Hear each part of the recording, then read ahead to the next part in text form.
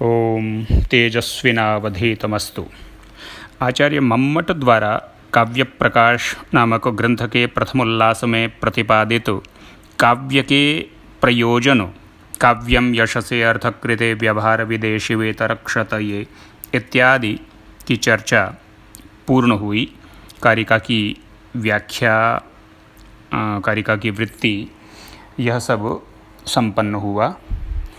अब मम्मट के अतिरिक्त जो आचार्य हैं, मम्मट से विशेष रूप से पूर्ववर्ती आचार्य और मम्मट के पश्चातवर्ती भी कुछ, इन आचार्यों ने काव्य के प्रयोजन पर क्या लिखा है, काव्य के प्रयोजनों का किस रूप में प्रतिपादन किया है, उसकी संक्षिप्त चर्चा भी हम करेंगे।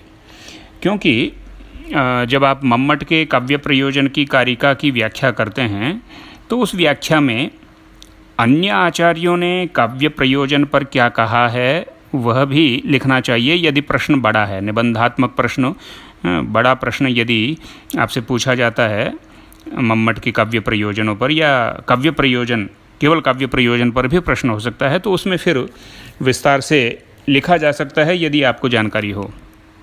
तो मम्मटातिरिक्त आचार्यों के द्वारा प्रतिपादित काव्य प्रयोजन, इस विषय पर थोड़ी सी चर्चा करते हैं। काव्यशास्त्र के आद्य आचार्य तो कौन हैं? सबसे प्रथम आचार्य काव्यशास्त्र के जो माने जाते हैं वो भरत मुनि हैं, जिन्होंने नाट्यशास्त्र लिखा।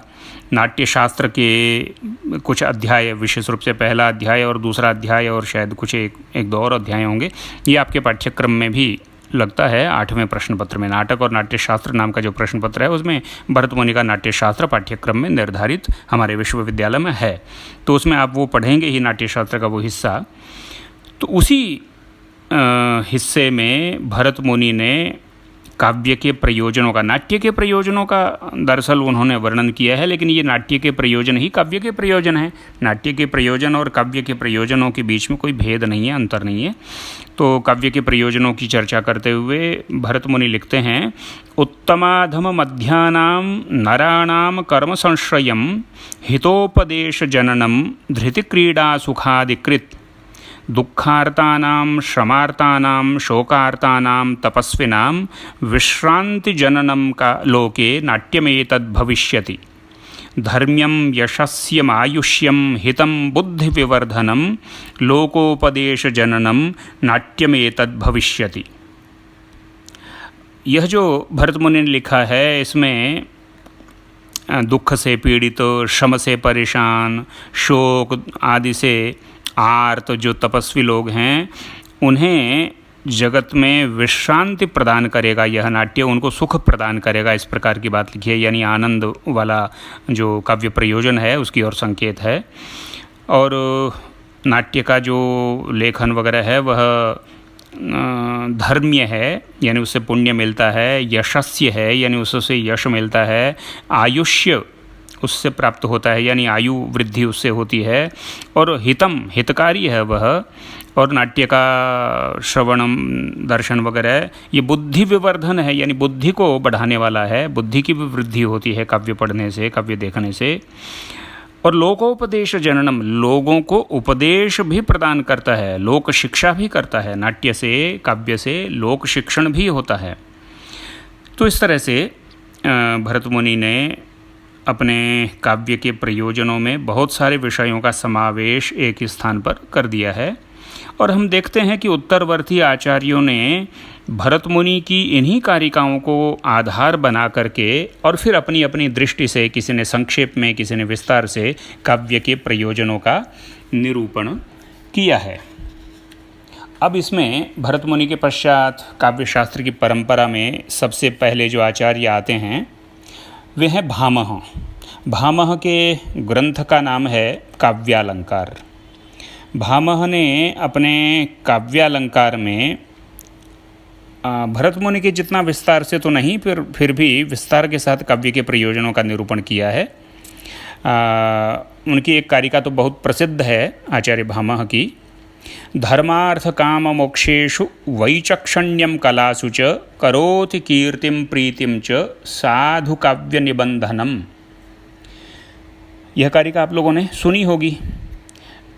आचार्य विश्वनाथ के साहित्य दर्पण को पढ़ते हुए आपने वहाँ काव्य प्रयोजन के संदर्भ में इस कारिका का भी उल्लेख हुआ है, वहाँ ये पढ़ा होगा आपने। तो क्या कहते हैं भामह? भामह कहते हैं कि साधु काव्य का जो निबंधन है, साधु काव्य की जो रचना है, साधु काव्य निबंधनम करोति, करोति माने करता है। साधु काव्य के निबंधन से यह उत्पन्न होता है, क्या उत्पन्न होता है, क्या मिलता है? धर्म, अर्थ, काम, मोक्ष, इनमें वैचक्षण्य मिलता है। धर्मार्थ काम मोक्षेषु वैचक्षण्यम करोति। साधु काव्य की रचना करोति माने उत्पन्न करती है, प्रदान करती है। क्या प्रदान करती है? धर्मार्थ काम मोक्षेषु वैचक्षण्यम, यानी धर्म, अर्थ, काम और मोक्ष में निपुणता, और कलासु च वैचक्षण्यम, कलाओं में भी, विविध प्रकार की जो कलाएं हैं उन कलाओं में भी निपुणता प्रदान करता है काव्य का निबंधन, काव्य की रचना। और क्या करता है काव्य निबंधन, और क्या प्रयोजन है काव्य निबंधन का? तो करोति कीर्तिम, काव्य की रचना कवि को कीर्ति भी प्रदान करती है, कीर्ति भी दिलाती है, कीर्ति यानी यश। और प्रीतिम च, साधु काव्य की रचना प्रीति को भी उत्पन्न करती है, कवि के लिए या पाठकों दर्शकों के लिए आनंद का भी कारण है काव्य का रचन। यहाँ कीर्ति और प्रीति, इन दो शब्दों का विशेष रूप से देखेंगे तो बहुत सारे आचार्यों ने अपने काव्य प्रयोजनों में कीर्ति और प्रीति का भी उल्लेख किया है, और धर्म, अर्थ, काम, मोक्ष, इन्हें भी काव्य के प्रयोजनों में समाविष्ट किया है। धर्मार्थ काम मोक्ष को संक्षेप में हम पुरुषार्थ चतुष्टय कहते हैं, या इसके लिए एक और शब्द है, बता सकते हैं क्या शब्द है? धर्म, अर्थ, काम, मोक्ष के लिए पुरुषार्थ चतुष्टय के अतिरिक्त एक और प्रयुज्यमान जो शब्द है वह कौन सा है? चतुर्वर्ग, चतुर्वर्ग भी इसे कहते हैं। इनमें से यदि मोक्ष को निकाल दें तो पीछे जो धर्म, अर्थ, काम ये शेष रहता है, इसे त्रिवर्ग भी कहते हैं। तो ये भामह की कारिका है जिसमें कि संक्षेप में बताया गया कि धर्म, अर्थ, काम, मोक्ष, इनमें तथा सब प्रकार की कलाओं में वैचक्षण्य यानी निपुणता को काव्य प्रदान करता है, और काव्य से क्या मिलता है? कीर्ति और प्रीति मिलती है। कीर्ति जिसे मम्मट यश कहते हैं, और प्रीति जिसे मम्मट ने पर निर्वृत्ति नाम दिया है। भामह का ये जो काव्य प्रयोजन है, इस काव्य प्रयोजन के पश्चात आचार्य वामन आते हैं। भामह के परवर्ती हैं आचार्य वामन। आचार्य वामन ने भी भामह के इस काव्य प्रयोजन के अनुसार ही अपनी दृष्टि से काव्य के प्रयोजनों का निरूपण किया है। वामन के काव्य प्रयोजनों का जो निरूपण है वो और अधिक संक्षिप्त है। भामह का काव्य प्रयोजन निरूपण तो फिर भी थोड़ा विस्तृत है। अभी ये जो कारिका पढ़ी भामह की, इस कारिका के अतिरिक्त भी भामह ने विशेष रूप से कीर्ति नाम का जो प्रयोजन है, उस कीर्ति नाम के प्रयोजन पर 5-6 कारिकाएँ लिखी हैं। उसमें एक कारिका इस प्रकार से आती है कि अकवित्वम अधर्माय व्याधये दंडनाय च कुकवित्वम पुनः साक्षान मृतिमाहुर्मनीषिणः। कीर्ति की उन्होंने प्रशंसा की है।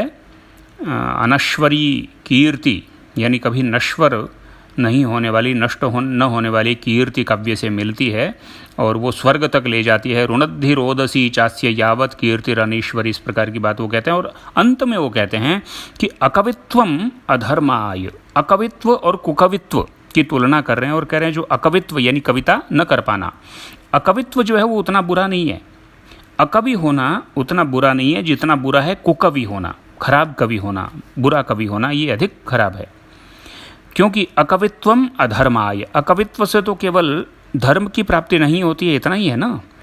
या व्याधये, अकवित्व से व्याधि हो सकती है किसी को, कवित्व को व्याधियों का निवारक माना है, व्याधि निवारण करने वाली चीज़ है कविता। और कोई कविता यदि नहीं करता है तो ठीक है, या कविता जो नहीं सुनता है, नहीं पढ़ता है तो ठीक है, वो व्याधि के लिए हो सकता है, रोग के लिए हो सकता है, दंडनाय वा अथवा दंड के लिए हो सकता है। तो अकवित्व तो अधर्म के लिए, व्याधि के लिए या दंड के लिए हो सकता है। जो अकवि है वह तो अधर्म का, व्याधि का या दंड का ही भागी होगा केवल। कुकवित्वम पुनः साक्षान मृतिमाहु, लेकिन जो कुकवित्व है उस कुकवित्व को तो मनीषिणः, मनीषियों ने, विद्वानों ने साक्षात मृति कहा है, साक्षात मृत्यु कहा है। वो तो मरण के तुल्य है, मृत्यु के समान है कुकवित्व। तो इस प्रकार से भामह ने काव्य के प्रयोजनों का जरा विस्तार से वर्णन किया है। लेकिन वामन का जो काव्य निरूपण है, काव्य प्रयोजन का निरूपण है, वामनाभिमत काव्य का जो प्रयोजन है वह तो अत्यंत संक्षिप्त है, सब आचार्यों में संक्षिप्त है। वामन ने क्या लिखा है काव्य का प्रयोजन करते हुए? 2 ही काव्य प्रयोजन वामन ने बताए, एक तो कीर्ति और दूसरा प्रीति, जो कि भामह पहले बता चुके हैं। भामह से भी पहले भरत मुनि के प्रयोजनों में भी कीर्ति और प्रीति की चर्चा है ही। तो वामन लिखते हैं काव्यम सद दृष्टादृष्टार्थम प्रीति कीर्ति हेतुत्वात्। काव्य जो होता है, सत्काव्य जो होता है, सत्काव्य का जो निबंधन है, सत्काव्य का जो साधु काव्य निबंधनम ये लिखा था भामह ने, वहाँ पाठांतर साधु काव्य निषेवणम ऐसा भी मिलता है कुछ जगह। करोति कीर्तिम प्रीतिम च साधु काव्य निबंधनम या करोति कीर्तिम प्रीतिम च साधु काव्य निषेवणम, दोनों पाठ मिलते हैं, पाठांतर है। तो यहाँ वामन भी लिख रहे हैं काव्यम सद, यानी जो सत्काव्य होता है, जो सत्काव्य का निबंधन होता है, श्रेष्ठ काव्य, वह प्रीति और कीर्ति का हेतु होता है। प्रीति कीर्ति हेतुत्वात्। प्रीति यानी आनंद, प्रीति यानी सुख, प्रीति यानी पर निर्वृत्ति मम्मट जिसे कहते हैं, और कीर्ति यानी यश, मम्मट ने जिसे यश कहा है, प्रसिद्धि, ख्याति। तो सत्काव्य का जो निबंधन है वह प्रीति और कीर्ति का हेतु है। और दृष्टादृष्टार्थम, वामन ने प्रीति को दृष्ट प्रयोजन माना है काव्य का, और कीर्ति को काव्य का अदृष्ट प्रयोजन कहा है। तो इस तरह से यह वामनाभिमत, वामन के द्वारा प्रतिपादित संक्षिप्त काव्य प्रयोजन हुआ। वामन के पश्चात आचार्य कुंतक आते हैं। आचार्य कुंतक के ग्रंथ का नाम, उससे पहले वामन के ग्रंथ का नाम मैं बता नहीं पाया आपको। वामन ने काव्यालंकार सूत्र ग्रंथ लिखा। देखिए, भामह के ग्रंथ का नाम था काव्यालंकार, और भामह के ग्रंथ के आधार पर वामन ने जो ग्रंथ लिखा उसका नाम काव्यालंकार सूत्र है। और कुंतक के ग्रंथ का नाम वक्रोक्ति जीवितम है। कुंतक का यह ग्रंथ वक्रोक्ति जीवितम, यह पाठ्यक्रम में है एमए उत्तरार्ध के। एमए उत्तरार्ध का जो 6ठ प्रश्न पत्र है, 6ठ प्रश्न पत्र में विकल्प हैं 2। पहला है शास्त्रीय साहित्य और काव्य, दूसरा आधुनिक साहित्य। तो शास्त्रीय साहित्य और काव्य में कुंतक का वक्रोक्ति जीवितम नाम का ग्रंथ भी निर्धारित है। तो कुंतक ने अपने वक्रोक्ति जीवितम में काव्य के प्रयोजनों को और अधिक स्पष्ट कर दिया है, और उन्होंने काव्य के प्रयोजनों का निरूपण करते हुए लिखा है कि धर्मादि साधनोपाय सुकुमार क्रमोदितः। धर्म आदि साधनों का उपाय है काव्य, यानी काव्य से धर्म, अर्थ, काम, मोक्ष इत्यादि की प्राप्ति होती है, यानी इनका ज्ञान होता है। तो धर्मादि साधनोपाय सुकुमार क्रमोदितः काव्यबंधोभिजातानां हृदयाह्लादकारकः। और जो काव्यबंध है ये हृदय के आह्लाद का कारक भी है, हृदय के आह्लाद को भी उत्पन्न करता है, यानी वही आनंद वाली बात इसमें आ गई है। पुरुषार्थ चतुष्टय की बात भी आ गई, आनंद की बात भी आ गई। आगे और लिखा है उन्होंने, व्यवहार परिस्पंद सौंदर्यम व्यवहारिभिः सत्काव्याधिगमादेव नूतन औचित्यमाप्यते। और चतुर्वर्ग फलास्वादमप्यतिक्रम्य तद्विदां काव्यामृत रसेनान्तश्चमत्कारो वितन्यते। यानी काव्य की रचना अभिजात यानी श्रेष्ठ कुल में उत्पन्न राजकुमार आदि के लिए सुंदर एवं सरस ढंग से कहा गया धर्म, अर्थ, काम और मोक्ष की सिद्धि का सरल मार्ग है। और सत्काव्य के परिज्ञान से ही व्यवहार करने वाले सब प्रकार के लोगों को अपने अपने व्यवहार का पूर्ण एवं सुंदर ज्ञान प्राप्त होता है। यानी व्यवहार ज्ञान जो है वह भी इसमें प्रयोजन के रूप में आ गया है वक्रोक्ति जीवित में। और सबसे बड़ी बात तो ये है कि उससे सहृदयों के हृदय में चतुर्वर्ग फल प्राप्ति से भी अधिक बढ़ कर के आनंदानुभूति रूप चमत्कार उत्पन्न होता है। काव्यामृत रसेनान्तश्चमत्कारो वितन्यते। ये काव्यामृत के रस से जो अंतश्चमत्कार उत्पन्न होता है, आंतरिक जो चमत्कृति उत्पन्न होती है, ये काव्य का मुख्य प्रयोजन वक्रोक्ति जीवितकार के अनुसार है। मम्मट के द्वारा प्रतिपादित जो काव्य के प्रयोजन हैं वे अपने पूर्ववर्ती समस्त आचार्यों के द्वारा प्रतिपादित काव्य प्रयोजनों का एक तरह से निचोड़ हम कह सकते हैं। आचार्य मम्मट ने प्रायः सभी प्राचीन आचार्यों के मतों का समन्वय अपने ग्रंथ में कर दिया है काव्य प्रयोजन को निरूपण करते हुए। मम्मट के काव्य प्रयोजनों के अंतर्गत कीर्ति और प्रीति ही नहीं, कर्तव्य के ज्ञान के लिए सरसोपदेश भी है। साथ ही उन्होंने यश प्राप्ति, धन लाभ और व्यावहारिक ज्ञान जैसे लौकिक प्रयोजनों को भी भुलाया नहीं है और अमंगल निवारण के रूप में धार्मिक दृष्टिकोण को भी ध्यान में रखा है मम्मट ने। काव्य संबंधी आधुनिक दृष्टिकोण के विवेचन में भी मम्मट का जो काव्य प्रयोजन का विचार है वह महत्वपूर्ण है, क्योंकि एक आचार्य हुए हैं महोपाध्याय गंगानाथ झा। उन्होंने किसी एक इंग्लिश पोइट के एक कोटेशन को उद्धृत किया है। वो लेखक कहता है कि काव्य का प्रयोजन क्या होता है। तो देखिए कितना साम्य है भारतीय दृष्टिकोण यानी मम्मट के द्वारा प्रतिपादित जो काव्य प्रयोजन का दृष्टिकोण है उसमें और पाश्चात्य समीक्षकों के द्वारा प्रतिपादित जो काव्य प्रयोजन का दृष्टिकोण है उसमें कितना साम्य है, ये आप उस कोटेशन से देख सकते हैं।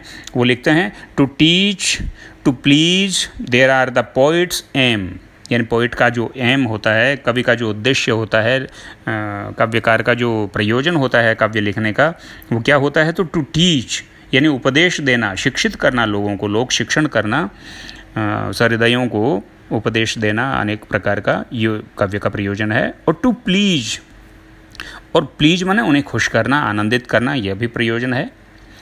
और at once to profit and to amuse, और ये भी लिख दिया कि प्रॉफिट लाभ, आर्थिक लाभ इत्यादि जो है ये भी काव्य का प्रयोजन है। और टू अम्यूज, यह भी काव्य का प्रयोजन है। अम्यूज यानी मनोरंजन, खुश करना, मनोरंजन करना। तो गंगानाथ झा ने ये जो कोटेशन लिखा है ये पाश्चात्य दृष्टिकोण को प्रतिपादित करता है काव्य प्रयोजन के, और ये मम्मट से अत्यंत साम्य रखता है, हम देख सकते हैं, क्योंकि मम्मट समन्वयवादी आचार्य हैं। मम्मट ने भारतीय काव्यशास्त्र के प्रायः सभी पूर्ववर्ती आचार्यों के काव्य प्रयोजन विषयक जो विचार हैं उनका अध्ययन करके उसके आधार पर अपना निष्कर्ष उन्होंने दिया है।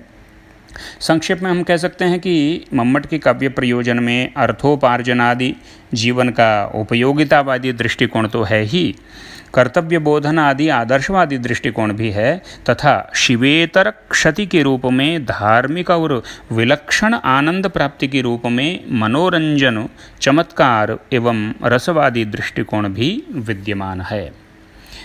इसके अतिरिक्त मम्मट के जो पश्चातवर्ती आचार्य हैं उनमें से एक आचार्य का जो काव्य प्रयोजन है उसकी चर्चा यहाँ की जा सकती है, आप लोगों ने पढ़ा भी है, आचार्य विश्वनाथ। आचार्य विश्वनाथ के ग्रंथ का नाम क्या है, साहित्य दर्पण। साहित्य दर्पण में काव्य प्रयोजन की चर्चा करते हुए विश्वनाथ क्या कहते हैं, वे लिखते हैं, चतुर्वर्ग फल प्राप्ति ही सुखादल्पधियामपि काव्यादेव यतस्तेन तत्स्वरूपम निरूप्यते।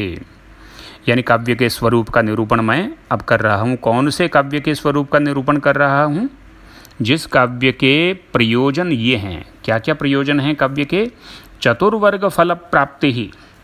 चतुर्वर्ग अर्थात जैसा मैंने बताया अभी, धर्म, अर्थ, काम और मोक्ष रूपी जो फल हैं उसकी प्राप्ति काव्य से, उसका ज्ञान काव्य से होता है। यही एक मुख्य प्रयोजन आचार्य विश्वनाथ ने काव्य का बताया। इसी में उन्होंने अन्य समस्त प्रयोजनों का समाहार कर लिया लगता है। चतुर्वर्ग फल प्राप्ति ही आचार्य विश्वनाथ को काव्य के प्रयोजन के रूप में सर्वाधिक अभिष्ट है। चतुर्वर्ग यानी धर्म, अर्थ, काम, मोक्ष, इसकी प्राप्ति, और इसकी प्राप्ति किस प्रकार से काव्य से होती है और उसमें क्या वैशिष्ट्य है, इस पर उन्होंने थोड़ा सा विस्तार से लिखा है। क्योंकि चतुर्वर्ग फल प्राप्ति तो वेदादि शास्त्रों से, पुराण आदि से भी हो सकती है। चतुर्वर्ग धर्म अर्थ काम मोक्ष का ज्ञान तो वेदादि शास्त्रों से भी होता है। फिर काव्य से चतुर्वर्ग फल प्राप्ति जो होती है उसमें क्या वैशिष्ट्य है, उसमें क्या खास बात है, खासियत क्या है? तो इसके लिए आचार्य विश्वनाथ कहते हैं सुखाद, यानी सुखपूर्वक होती है। काव्य से जो चतुर्वर्ग की प्राप्ति होती है, काव्य से जो धर्म अर्थ आदि का ज्ञान होता है वो आसानी से हो जाता है। यानी काव्य जो है उसमें बहुत आसानी से कुछ कथा कहानी कह करके और रामादिवत वर्तितव्यम न रावणादिवत, इस प्रकार का कृत्याकृत्य का उपदेश, धर्म अधर्म इत्यादि का ज्ञान करवा दिया जाता है। तो सुखाद आसानी से हो जाती है। और दूसरी विशेष बात यह है कि काव्य से जो धर्म आदि का ज्ञान होता है वो अल्पधियाम अपि, अल्पधी वालों को भी हो जाता है। धी शब्द का अर्थ होता है बुद्धि, अल्पधी यानी अल्प बुद्धि, कम बुद्धि वाला, अज्ञानी, जो अल्पधी हैं, मूर्ख हैं, अज्ञानी लोग हैं, नासमझ लोग हैं, उन अल्पज्ञानियों को भी धर्मार्थ काम मोक्ष का ज्ञान काव्य से हो जाता है। वेदादि शास्त्रों से तो अल्पधी वालों को नहीं होता है, और वेदादि शास्त्रों से तो सुखपूर्वक नहीं होता है, क्योंकि वेदादि शास्त्रों का तो अर्थ करना भी बड़ा टेढ़ा है, टेढ़ी खीर है। वेद को तो समझना ही, वेद का उच्चारण करना, उसे समझना, उसका अर्थ लगाना, ये बड़ा मुश्किल है। तो सुखाद यानी सुखपूर्वक नहीं होती है वेद से जो धर्म अर्थ काम मोक्ष की प्राप्ति होती है, और अल्प बुद्धि वालों को तो बिल्कुल नहीं होती है। काव्य से तो सुखपूर्वक भी हो जाती है धर्म आदि की प्राप्ति, और काव्य से तो धर्म आदि का ज्ञान अल्प बुद्धि वालों को भी हो जाता है। अब कोई कह सकता है कि ठीक है, वेद आदि से सुखपूर्वक नहीं होती है तो क्या हुआ, धर्म आदि का ज्ञान वेद आदि से भी होता तो है ही, फिर काव्य की क्या आवश्यकता है? तो फिर उन्होंने बड़ा रोचकता से समझाया, विश्वनाथ ने वहाँ आपने पढ़ा होगा कि कटुकौषधोपशमनीयस्य रोगस्य सितशर्करोपशमनीयत्वे सति कस्य वा रोगिणः सितशर्करा प्रवृत्तिः साधीयसी न स्यात्। यानी कोई यदि ये कहे कि वेदादि के द्वारा भी जब धर्म आदि का ज्ञान हो जाता है तो वेदादि से ही धर्म का ज्ञान कर लिया जाएगा, कोई काव्य की तरफ क्यों जाएगा, काव्य क्यों पढ़ेगा, काव्य क्यों देखेगा? तब विश्वनाथ कहते हैं कि नहीं, इसमें अंतर है। काव्य से सुखपूर्वक धर्म आदि का ज्ञान हो जाता है, वेद आदि से तो बड़ी मुश्किल से होता है। और कौन ऐसा मूर्ख होगा जो कड़वी औषधि से ठीक होने योग्य रोग यदि मीठी शक्कर खाने से ठीक हो सकता हो, तो कौन ऐसा मूर्ख होगा जो मीठी शक्कर की ओर न जा कर के और कड़वी औषधि की ओर जाएगा? यानी हर व्यक्ति सरलता पाना चाहता है, सरल मार्ग को अपनाना चाहता है। तो इस तरह से ये काव्य प्रयोजनों की चर्चा हुई। अब यहाँ एक बिंदु और है, आपने देखा होगा मम्मट ने काव्य प्रयोजन विषयक अपनी कारिका की वृत्ति में लास्ट में लिखा है यथा योगम कविः सहृदयस्य च करोति। यानी ये जो काव्य प्रयोजन है, काव्य ये जो यश अर्थ इत्यादि प्रदान करता है, ये किसको करता है? तो कहा सहृदय को करता है या कवि को करता है, ये प्रश्न है। यानी यश की प्राप्ति, धन की प्राप्ति, शिवेतर क्षति, ये काव्य से होती है। लेकिन ये किसे मिलती है? ये सब यश आदि किसे मिलता है काव्य से? धन आदि काव्य से किसे मिलता है? कवि को मिलता है कि सहृदय को मिलता है? सहृदय माने ऑडियंस को, यानी पाठकों को मिलता है, कि काव्य लिखने वाले कवि को यश आदि मिलता है? तो उसमें मम्मट ने विस्तार से तो नहीं लिखा, लेकिन एक पंक्ति लिख दी, उसके आधार पे आप अपना समझ लीजिए।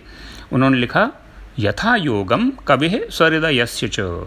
यथा योग्य कवि और सहृदय दोनों को यश आदि की प्राप्ति होती है। यानी ये जो 6 प्रयोजन मम्मट ने बताए थे, यश से अर्थ कृते व्यवहार विधेय आदि, इन 6 प्रयोजनों में से कुछ प्रयोजन तो ऐसे हैं जो केवल कविनिष्ठ प्रयोजन है, और कुछ प्रयोजन ऐसे हैं जो पाठकनिष्ठ भी हैं, यानी उनका संबंध पाठकों से भी है। हम यदि विचार करें तो 6 प्रयोजनों में से 3 प्रयोजन तो ऐसे हैं जिन्हें मुख्यतः कविनिष्ठ प्रयोजन कहा जा सकता है, मुख्यतः कविनिष्ठ प्रयोजन, और 3 प्रयोजन ऐसे हैं जिन्हें मुख्य रूप से पाठकनिष्ठ प्रयोजन कहा जा सकता है। जैसे यशसे अर्थकृते और शिवेतर क्षतये काव्यम यशसे अर्थकृते और उसके बाद व्यवहार विधेय को छोड़ करके फिर आगे शिवेतर क्षत ये जो आया, ये 3 प्रयोजन यश, अर्थ और अमंगल का नाश, ये 3 प्रयोजन मुख्य रूप से किसके उद्देश्य से हैं? कवि के उद्देश्य से, यानी इनका संबंध कवि से है। यानी यश की प्राप्ति काव्य से किसे होती है? काव्य पढ़ने वाले को या लिखने वाले कवि को? तो कवि को यश की प्राप्ति, कवि को यश मिलता है मुख्य रूप से। हाँ, जो बहुत काव्य पढ़ते हैं उन्हें भी यश मिलता होगा, लेकिन मुख्य रूप से कवि को यश की प्राप्ति होती है।